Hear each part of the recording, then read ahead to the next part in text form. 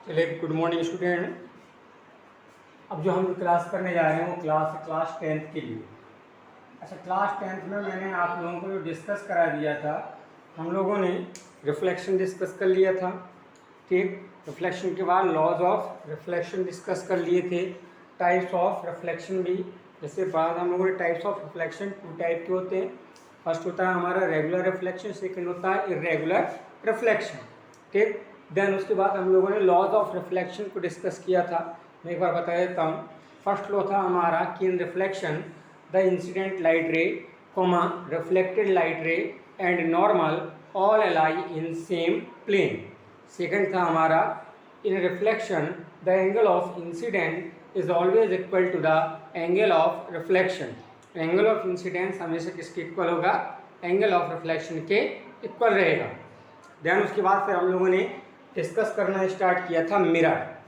ठीक है, अच्छा चलिए, मिरर में मैंने आप लोगों को बताया था कि मिरर क्या है, कि mirror is that reflecting surface which reflect all the light ray या mostly light rays incident on it. क्या बोला गया था कि मिरर एक ऐसी रिफ्लेक्टिंग सरफेस है जो कि अपने पर इंसिडेंट होने वाली मोस्ट ऑफ लाइट को रिफ्लेक्ट कर देता है। फिर मैंने आपको यही बताया था कि इमेज किस तरीके से फॉर्म होती है। इमेज फॉर्म होने के लिए कंपलसरी क्या है कि लाइट रे किसी भी सरफेस से टकरा के हमारी आंखों तक आनी चाहिए। तो एक बात और ध्यान रखना कि जब लाइट रे रिफ्लेक्ट होके आती हैं, जब एटलीस्ट मिनिमम 2 लाइट रेज एक दूसरे को इंटरसेक्ट करती हैं, तभी उस कंडीशन में इमेज फॉर्म होती है। अगर हम बात करें टाइप्स ऑफ मिरर, मिरर के 2 टाइप था। पहला था हमारा concave mirror, concave mirror. Second था हमारा कॉन्वेक्स मिरर। ठीक है, चलिए हम पहले डिस्कस कर लेते हैं कॉनकेव मिरर।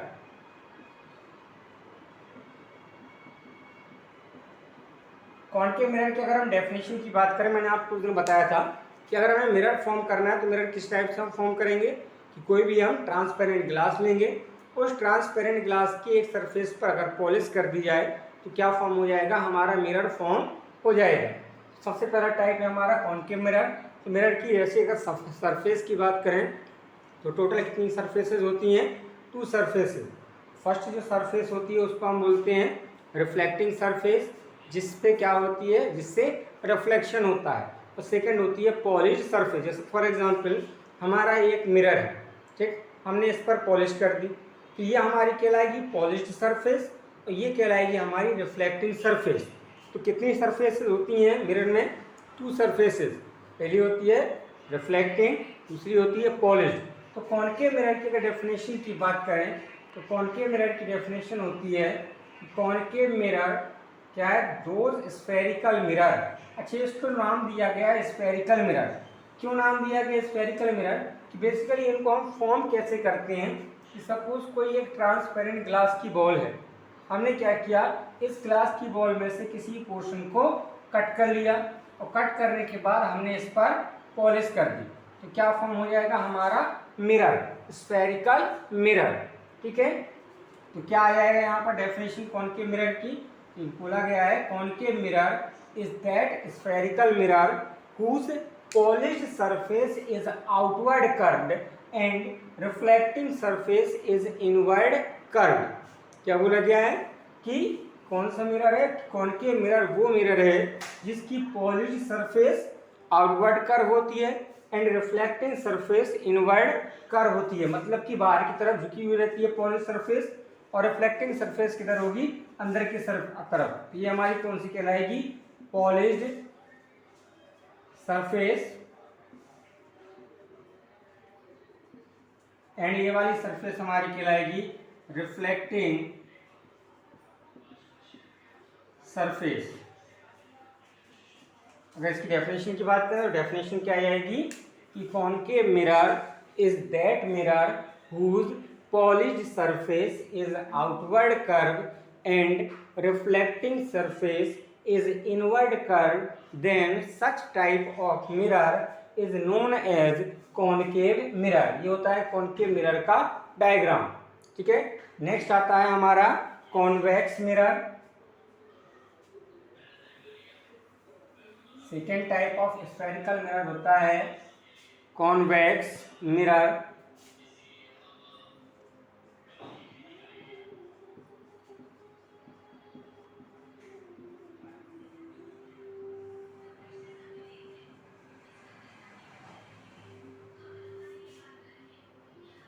क्या बोला गया है कि कॉन्वेक्स मिरर कौन सा मिरर होता है, ध्यान से देखिए।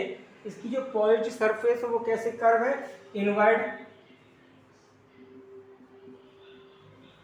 और रिफ्लेक्टिंग सरफेस कैसे है, ठीक, outward.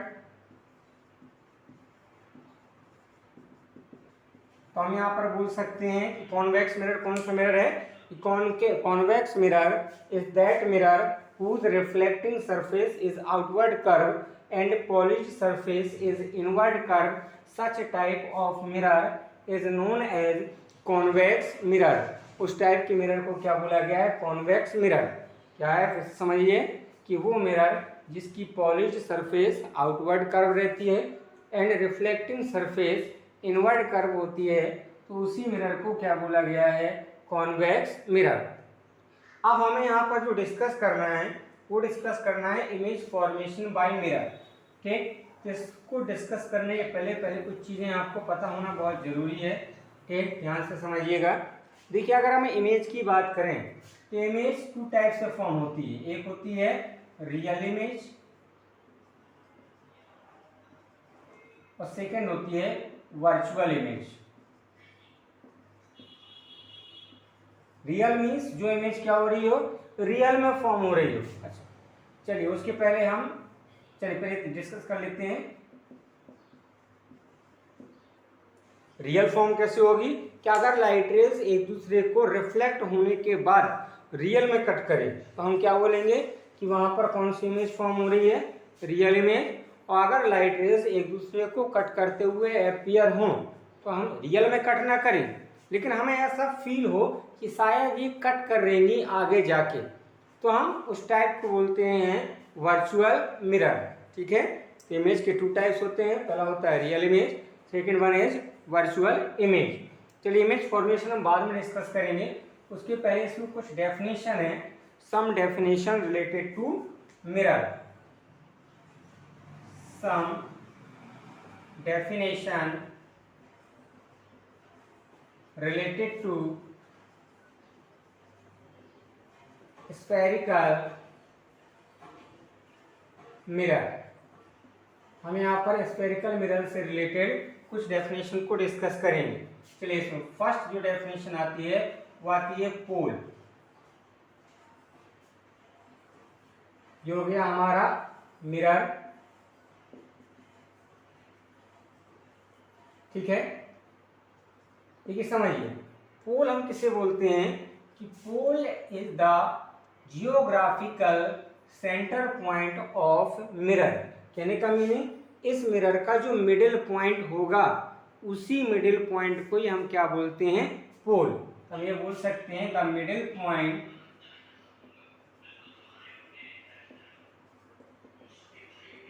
Of the pole, sorry of the mirror is known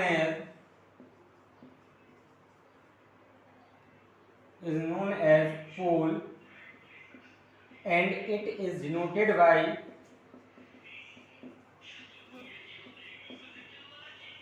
P। पोल को हम लोग शॉर्ट फॉर्म में किससे रिप्रेजेंट कराते हैं, ठीक, स्मॉल P से, ठीक है। सेकंड आती है डेफिनेशन प्रिंसिपल एक्सिस। समझिए, प्रिंसिपल एक्सिस की डेफिनेशन क्या होती है, the horizontal straight line passing through the pole. देखिए, अगर हम बात करें इस पोल से, अगर हम स्ट्रेट लाइनों के पास होने की बात करें तो बहुत सारी लाइनें पास होंगी, यहाँ से भी पास हो सकती है, यहाँ से भी, तो इनफाइनाइट है। अगर हम बात करें इस पॉइंट से कितनी लाइन्स पास होंगी, स्ट्रेट लाइन, इनफाइनाइट लाइन पास हो सकती है। लेकिन हमें प्रिंसिपल एक्सिस बोलना किसको है, हमें प्रिंसिपल एक्सिस सिर्फ उसी लाइन को बोलना है जो हॉरिजॉन्टल है, समझिए ना। तो हम ये बोलेंगे क्या, the horizontal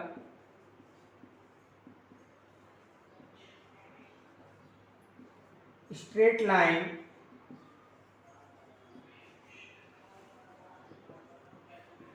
passing through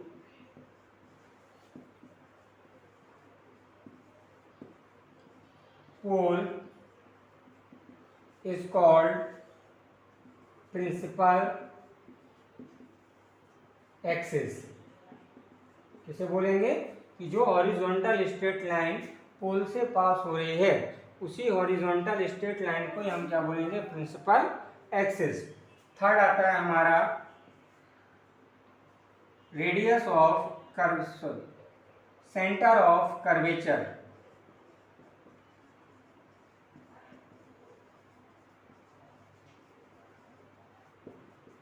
next definition क्या है हमारी, मिरर से रिलेटेड सेंटर ऑफ कर्वेचर। अच्छा, मैंने अभी आपको बताया था कि हमने जो स्फेरिकल मिरर फॉर्म किए हैं, कैसे फॉर्म किए हैं, हमारे पास एक ग्लास की बॉल थी, हमने इसके पर्टिकुलर पोर्शन को कट किया, कट करने के बाद फिर हमने इस पर पॉलिश कर दी। अच्छा, हमने इसको कट किससे किया है, एक स्फीयर से, तो जाहिर सी बात है उस स्फीयर की कुछ ना कुछ रेडियस होगी, ठीक, और उस स्फीयर का कुछ ना कुछ एक सेंटर पॉइंट होगा। तो सेंटर ऑफ कर्वेचर हम किसे बोलेंगे, इसकी डेफिनेशन आ जाएगी कि centre of curvature is the centre of that sphere from which the spherical mirror is form. फिर सुनिए क्या बोला गया है कि centre of curvature is the centre of that sphere from which the spherical mirror is formed. कहने का meaning कि सेंटर ऑफ कर्वेचर उस स्फीयर का सेंटर होता है जिससे हमने इस स्फेरिकल मिरर को फॉर्म किया है। तो डेफिनेशन लिखेंगे हम इसकी, क्या है इसकी definition, the centre of curvature, centre of curvature is the centre of that sphere from which the spherical mirror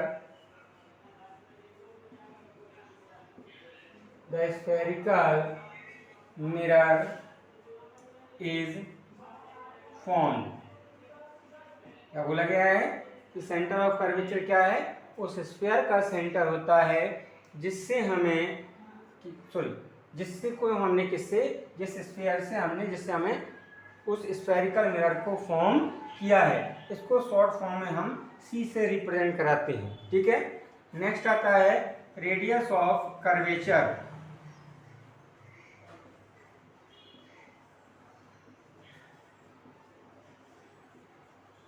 देखिए, सेंटर ऑफ कर्वेचर की तरह रेडियस ऑफ कर्वेचर की डेफिनेशन इसी से मिलती जुलती है, ठीक। क्या होगी कि रेडियस ऑफ कर्वेचर क्या है, रेडियस ऑफ कर्वेचर उस स्फीयर का उस स्फीयर की रेडियस होती है जिससे हमने स्फेरिकल मिरर को फॉर्म किया है।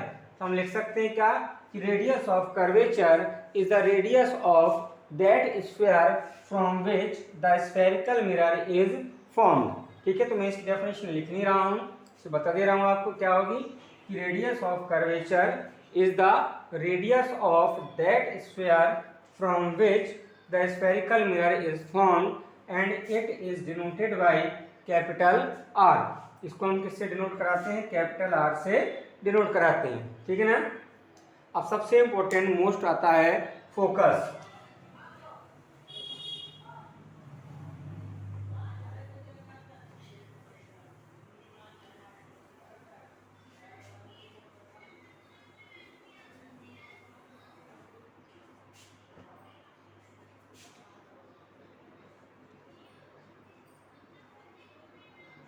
समझिए, फोकस की डेफिनेशन क्या होती है कि प्रिंसिपल एक्सिस पर प्रेजेंट वो पॉइंट जिस पॉइंट पर लाइट रे प्रिंसिपल एक्सिस के पैरेलल आने वाली लाइट रे रिफ्लेक्शन के बाद प्रिंसिपल एक्सिस को जिस पॉइंट पर कट करे या कट करते हुए अपीयर हो तो उसी पॉइंट को हम क्या बोलते हैं, focus.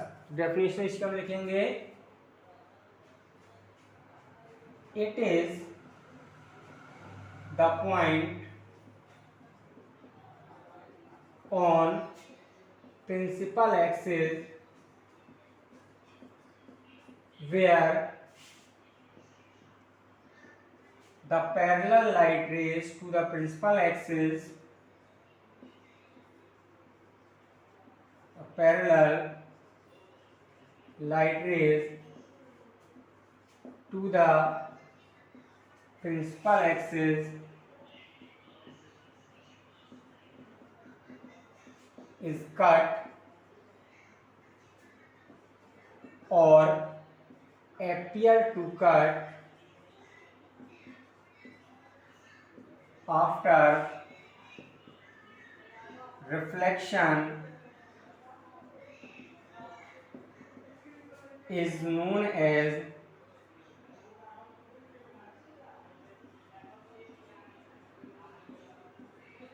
focus. It is denoted by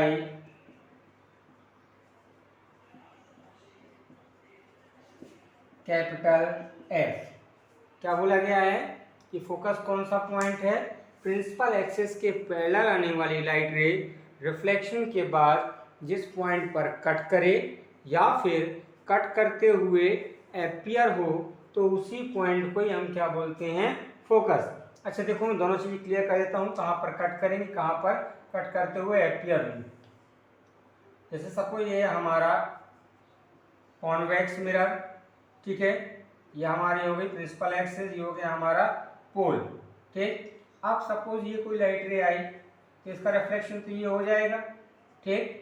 अब लाइट रे यहाँ तो कहीं कट करेगी नहीं, लेकिन अगर हम इसको यहाँ से देखें तो ये इस पॉइंट पर कट करते हुए अपीयर होगी, समझिए ना, इस पॉइंट पर ये कट करते हुए अपीयर होगी तो यही पॉइंट क्या कहलाएगा, फोकस, ठीक। अगर हम कॉनकेव की बात करें, प्रिंसिपल एक्सिस, पोल, ठीक है, देन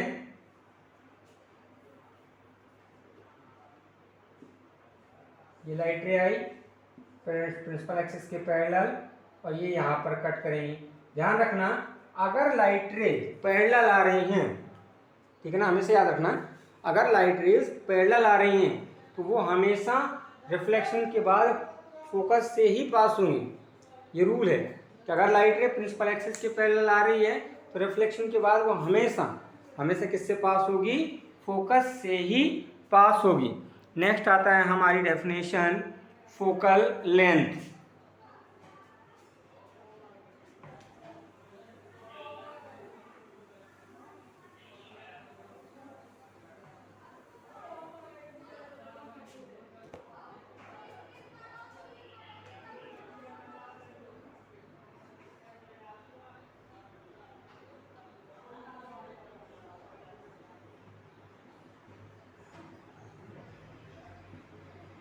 चलिए देखते हैं, फोकल लेंथ की डेफिनेशन होती है the distance between focus and pole.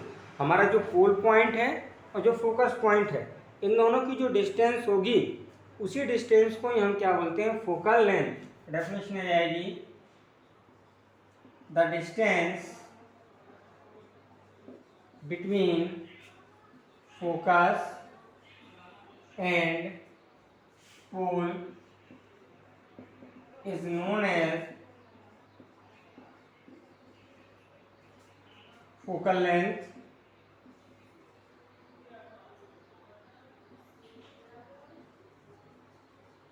It is denoted by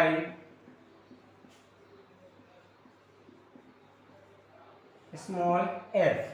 ठीक है ना, समझ में आया कि हम लोग ये सब डेफिनेशन थी, ठीक है।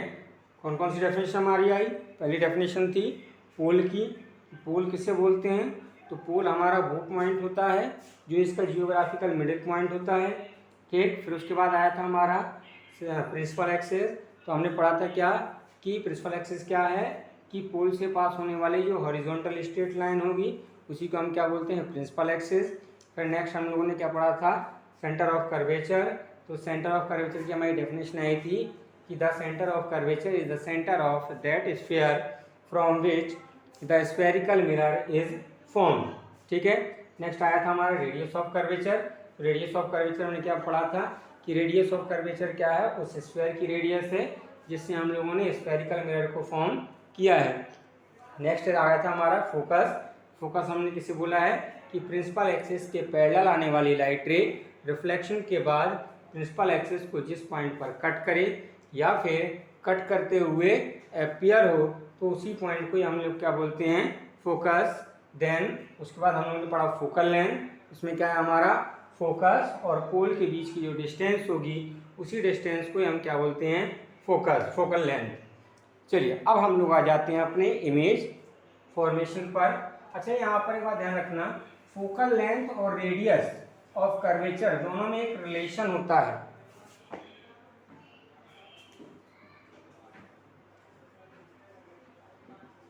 Relation between focal length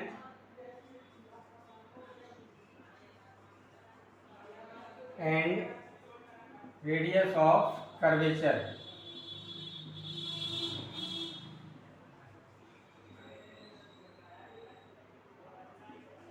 relation क्या होता है, ये होता है F=R/2, मतलब कि फोकल लेंथ कैसी होती है, रेडियस ऑफ कर्वेचर के हाफ होती है, या फिर हम बोल सकते हैं R=2F, मतलब रेडियस ऑफ कर्वेचर कैसे होती है, फोकल लेंथ के डबल होती है।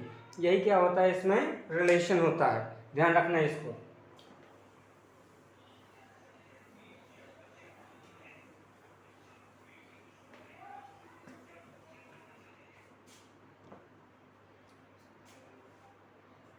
चलिए अब हम आ जाते हैं अपने इमेज फॉर्मेशन पर।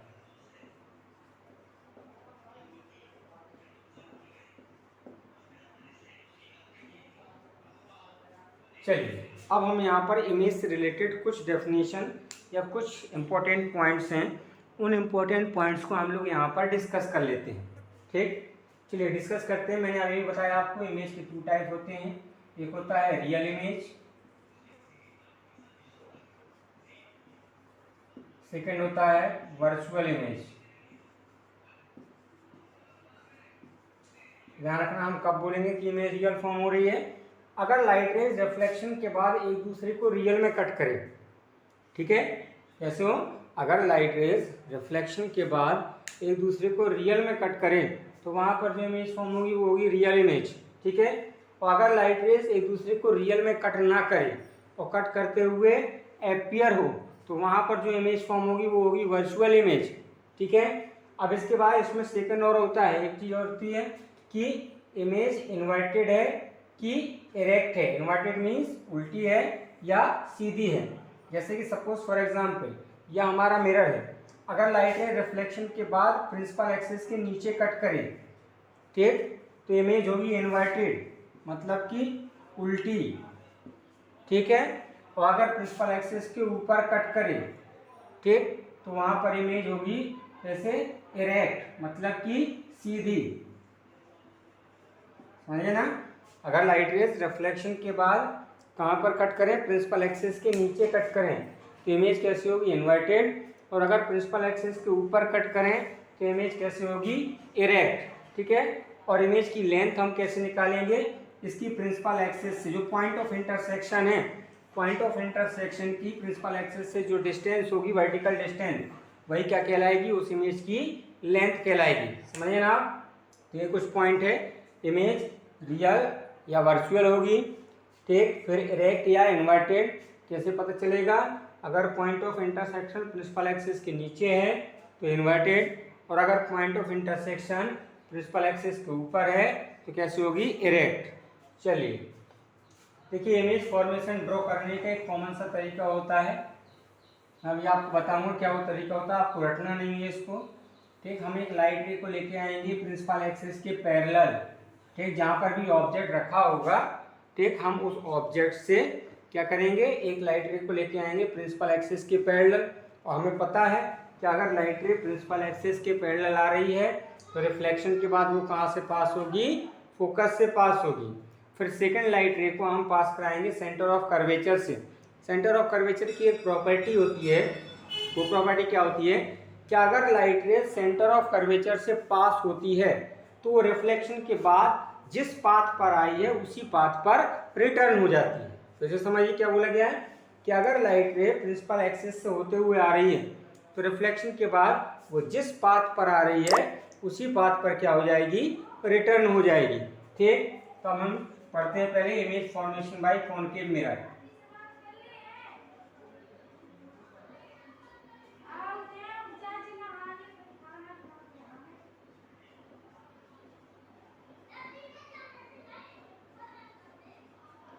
क्या है, image formation by concave mirror. इसमें फर्स्ट इमेज फॉर्मेशन है when object is placed at infinite। Object कहां पर रखा हुआ है, इनफाइनाइट पर रखा हुआ है। ये हो गया हमारा कॉनकेव मिरर। ठीक, प्रिंसिपल एक्सिस, ये पोल हमने सपोज कर लिया, ये हमारा फोकस, और इसकी डबल डिस्टेंस पर आएगा हमारा सेंटर ऑफ कर्वेचर। अच्छा, अगर ऑब्जेक्ट इनफाइनाइट पर रखा होता है तो हमेशा हम ये ऑब्जर्व करते हैं कि उससे आने वाली लाइट रेज कैसी होती हैं, पैरेलल होती हैं। ठीक, जब भी प्रिंसिपल एक्सिस के पैरेलल आ रही हैं तो रिफ्लेक्शन के बाद एक दूसरे को कहाँ पर कट करेंगी, फोकस पर। तो यहीं पर हमारी इमेज क्या होगी, फॉर्म होगी। तो हम यहाँ पर बोल सकते हैं कि इमेज इज फॉर्म्ड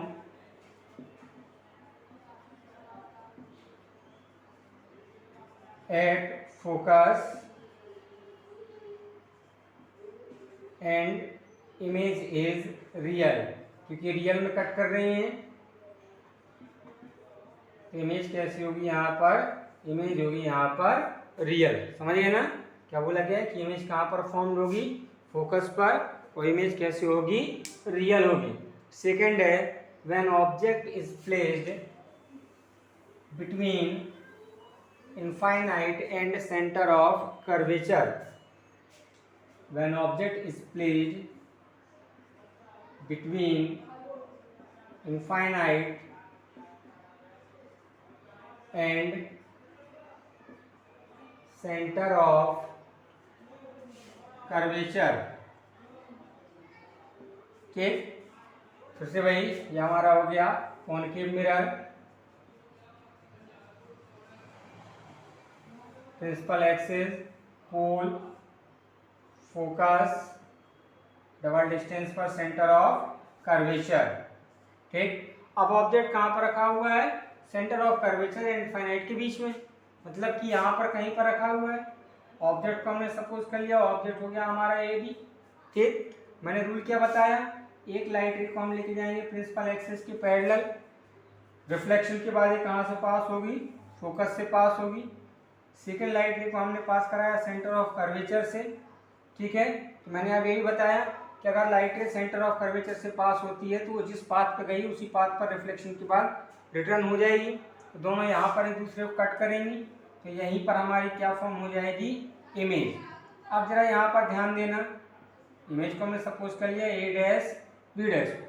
अब यहाँ पर एक बात ध्यान देना कि मैंने अभी भी आपको बताया था कि अगर लाइट रेज एक दूसरे को रियल में कट करें तो इमेज हमारी कैसे फॉर्म होगी, रियल इमेज फॉर्म होगी। और अगर लाइट रे एक दूसरे को कट करते हुए अपीयर हों तो हमारी इमेज कैसे फॉर्म होगी, वर्चुअल। और साथ में मैंने यही बताया था अगर point of intersection principal axis के नीचे है तो उस कंडीशन में, अगर प्रिंसिपल एक्सिस के नीचे है तो उस कंडीशन में क्या होगा, उस कंडीशन में इमेज इन्वर्टेड फॉर्म होगी। ठीक है, तो यहाँ पर हम बोलेंगे कि इमेज कहाँ पर फॉर्म हो रही है, इमेज फॉर्म हो रही है between centre of curvature and focus.